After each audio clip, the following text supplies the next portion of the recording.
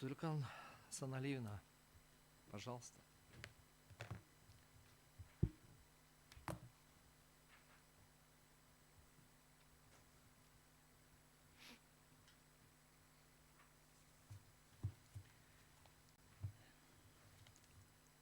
Уважаемые члены Конституционного суда, Ваша честь, уважаемый председатель.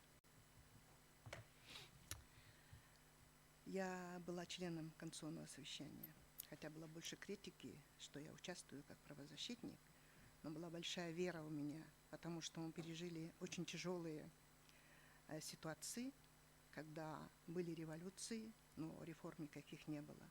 Мы даже теряли статус Конституционного суда. Поэтому я особо хочу подчеркнуть, что статья 1 раздел 1 основы конституционного строя говорится, что Кыргызская республика Кыргызстан – это независимое, суверенное, демократическое, унитарное, правовое, светское, социальное государство. Мы вкладывали и силы, и веру, и вдохновение в эти строки. Почему? Потому что илгертен бери келген Кыргызда эчкачан тилгеспейт. Может, башка сидит, да? Поэтому в соответствии со статьей 97 Конституции Кыргызской Республики Конституционный суд для меня и для всех нас, граждан Кыргызстана, является высшим органом судебной власти, осуществляющий конституционный контроль посредством конституционного судопроизводства в целях защиты основ конституционного строя, основных прав и свобод человека и гражданина, обеспечения верховенства и прямого действия Конституции Кыргызской Республики. Когда мой молодой коллега, адвокат, очень толерантный, очень мудрый, говорит о том, что должна быть сегодня, после пандемии, после всех конфликтов, рисков и бедствий, которые переживают кыргызстанцы, для нас статус Конституционного суда – это святое. Поэтому, опять же, руководствуясь этой статьей, я хочу сказать, что каждый гражданин вправе оспорить конституционность закона и иных нормативных правовых актов, если считает, что ими нарушаются права и свободы, признаваемые Конституцией.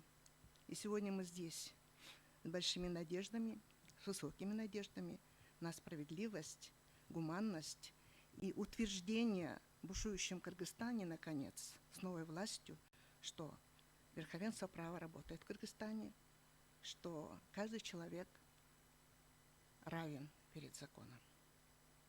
Решение ваше сегодня будет историческим, потому что мы пережили и колониализм, и до сегодня, когда мы говорим о том, что мы работаем инновационно, креативно, думая о каждом кыргызстанце, особенно тех людей, которые живут далеко в горах, и когда вы видите статус Кыргызстана по индексу развития человеческого ресурса, я всегда очень трагично. Почему? Потому что маргинализация и вообще другие радикальные какие-то явления влияют на развитие человека в Кыргызстане.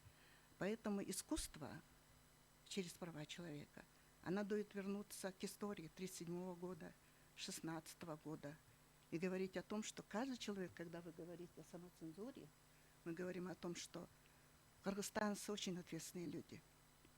И правозащитники, которые руководствуются очень высокими стандартами и принципом «не навреди», мы никогда не будем делать то, что не позволено Конституцией и законами Кыргызстана, которые соответствуют Конституции Кыргызской Республики. Поэтому я думаю, что в соответствии со статьей 5 Конституции Кыргызской Республики государство и его органы служат всему обществу, а не какой-то его части. И когда вы, уважаемый председатель, говорите уточнение, я хочу сказать, что вот эти вот оспариваемые статьи, они дают какой-то определенной части Министерства культуры,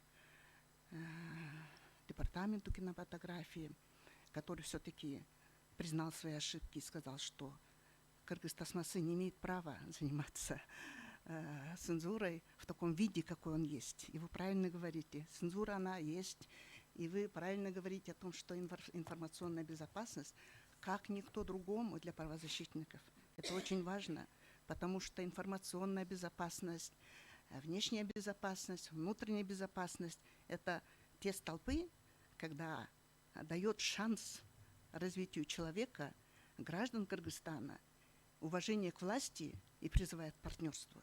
Но когда какая-то часть институтов захватывает власть, нарушает Конституцию, использует вот эту статью о цензуре в своих коррупционных целях, например, когда я разговаривала недавно с очень замечательным человеком, членом Союза кинематографистов, это руководитель Тазар, он мне сказал: слушай, вот я даже работая в Союзе кинематографистов, вот какой-то парень там сидит в каком-то кыргыз-департаменте, и айтат: вот, оказывается, вы великие там сделали вот этот вот фильм, оно не подходит. То есть, видите, вот на бытовом даже уровне, когда есть творческий потенциал развития Кыргызстана, особенно через искусство и продвижение прав и свобод человека.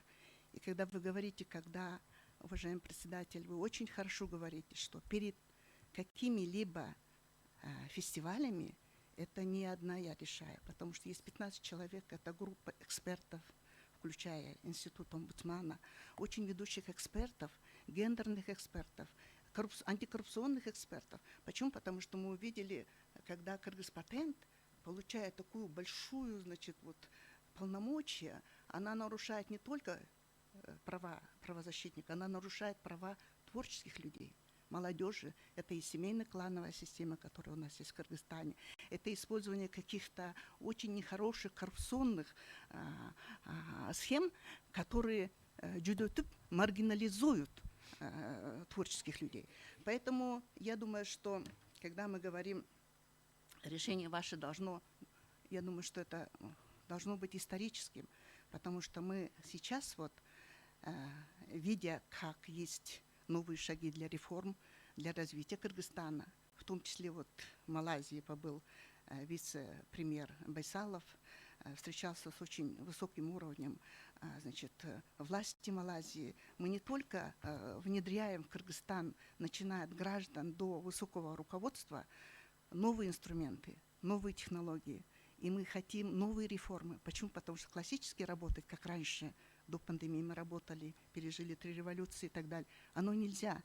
И вот этот креатив, инновационный потенциал, который дает вдохновение, новое творчество, опять же, это в партнерстве с государством. Это же мы не собираемся где-то в каком-то зале и смотрим фильмы. Мы же открыты и говорим: уважаемый Союз кинематографистов, уважаемый Государственный департамент, даже видя, что это постановление подписано господином Джинбековым, да, и произошла революция в 2020 году, и почему-то старыми этими какими-то непонятными постановлениями, которые противоречат новой Конституции, это просто, ну, это нехорошо работать так нам.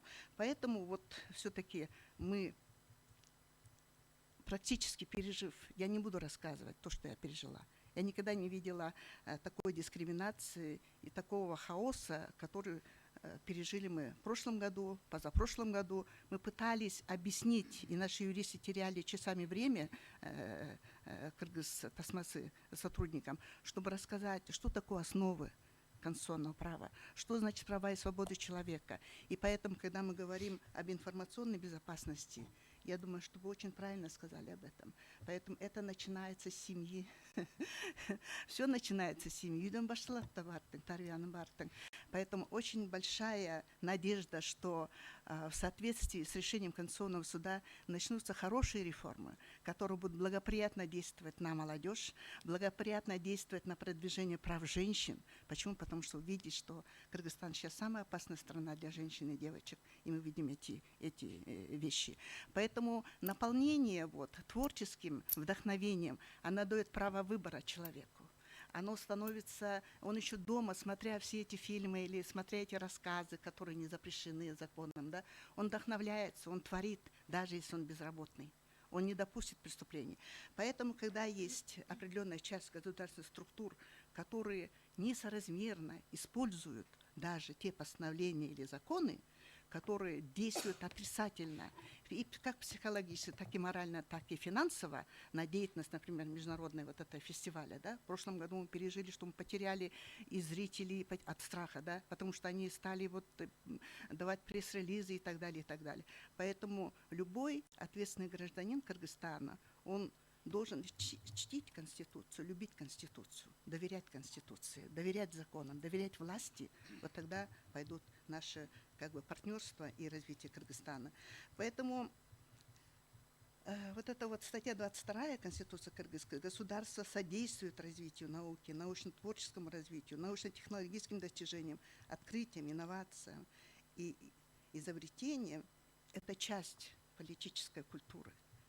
Она должна быть. Мы не должны, как в прошлом, иметь стигмы патриархальные, да, и запрещать то, что доступно в семье. Понимаете? Поэтому чем больше открытость общества, тем больше государство сильнее. Оно видит движение народа, оно видит вдохновление народа. Но когда государство само, используя незаконно все эти инструменты, дает повод не доверять Конституции, я думаю, это очень опасный прецедент, который сегодня существует. Поэтому мои коллеги уже сказали статью 23, статью 28, и я поддерживаю. И, конечно, вот я еще хочу напомнить, что запрещается принятие подзаконных норм, нормативных актов, ограничивающих права и свободы человека и гражданина. Законом не могут устанавливаться ограничения прав и свобод человека в иных целях и в большей степени, чем это предусмотрено Конституцией Кыргызской Республики. И об этом говорили мы, что цензура, она применяется в тоталитарных странах. Но цензура, которая обеспечивает информационную, моральную, там, нравственную и так далее, она базируется на основах высоких прав и свобод человека и ценностях, которые атауадан делген Кыргызстанда. Не подлежат никаким ограничениям установленных Конституцией права и свободы. Да? Это опять же вот мы говорим. И тем более вот такое право дано было Минкультуры и кинематографии. Я думаю, что вот как раз-таки, уважаемый председатель, что вот эта незаконная статья, она дала повод как развитию закрытости, коррупции, использованию чрезмерными там группы людей, наделенных государственной властью, и как бы отрицательно и очень психологически оно было приравнено к пыткам, которые мы пережили 2 года. Мы судились и судимся, и доказываем, что, пожалуйста, мы открыты, и они были, и смотрели эти фильмы. Но когда кому-то не нравится Кыргызстан, а идет такая идеологическая или продолжение колонизации, то, конечно, мы не Россия и не Беларусь, мы Кыргызстан. И Кыргызстан, новая власть, говорит о нейтралитете. Поэтому для нас 75 лет декларацию по правам человека, которую мы праздновали на фестивале, и правительство было на этом фестивале, оно вдохновилось, оно дало открытые свои заключения, и мы получили Бишкекского городского кенеша грамоту о том, что мы продвигаем. Почему? Потому что у меня богатый опыт государственных структур есть. Я 9 лет работала в мэрии города Бишкек, возглавляла внешний отдел.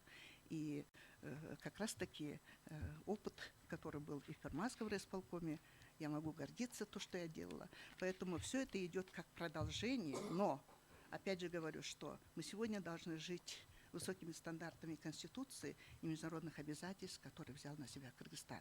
Почему? Потому что индексы показывают, что идет деградация и маргинализация. И последняя, статья 24 Конституции говорит: никто не имеет подвергаться дискриминации по признаку пола, расы, языка, инвалидности, этнической принадлежности, вероисповедания, возраста, политических и иных убеждений, образования и так далее.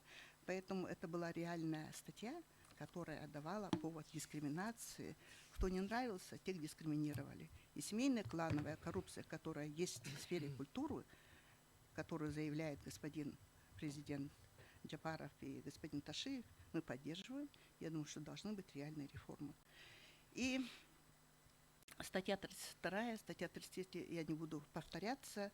И вот последняя статья 48 в целях самореализации личностного развития. Каждому гарантируется свобода научного, технического, художественного и иных видов творчества, преподавания и обучения. Каждый имеет право на осуществление творческой деятельности в соответствии со своими интересами и способностями. Каждый имеет право участия в культурной жизни и доступ к ценностям культуры. Государство создает условия для повышения правовой культуры и правосознания граждан. Вот в этом, я думаю, что о чем вы говорили, мы поддерживаем, мы над этим будем работать для того, чтобы образовательный аспект был усилен и богатые ценности кыргызского народа и ценности Конституции работать для каждого. Спасибо.